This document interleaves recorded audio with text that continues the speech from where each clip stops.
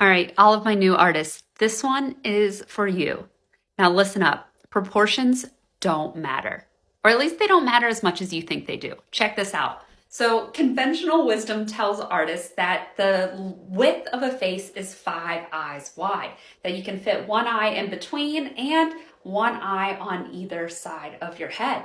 But watch what happens when I get closer to the camera. Now, the gap here is definitely wider than one eye, and on the sides, I could probably only fit half an eye on the side. Now, why is that?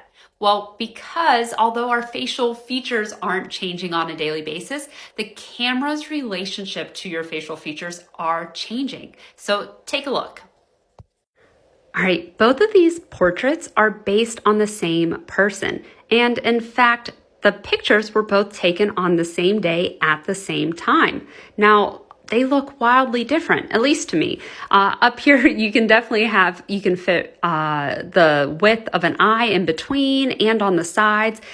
Here, you'd be very hard pressed to do that. Also, the nose, the mouth, everything seems a little bigger here than it does in proportion on top. Now, what's different? The relationship, the distance between the viewer and the subject is different here. Now, that doesn't mean one is right and one is wrong. Now, similarly, I have a ton of self-portraits all around this room. There's a ton of them.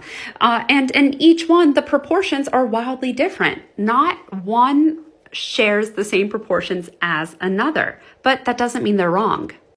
So all that to say, don't let the fear of not getting perfect proportions in your paintings or your drawings stop you from pursuing art.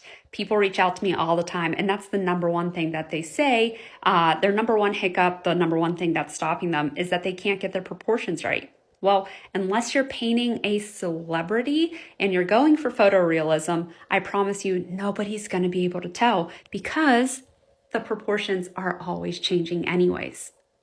Have fun. Go paint.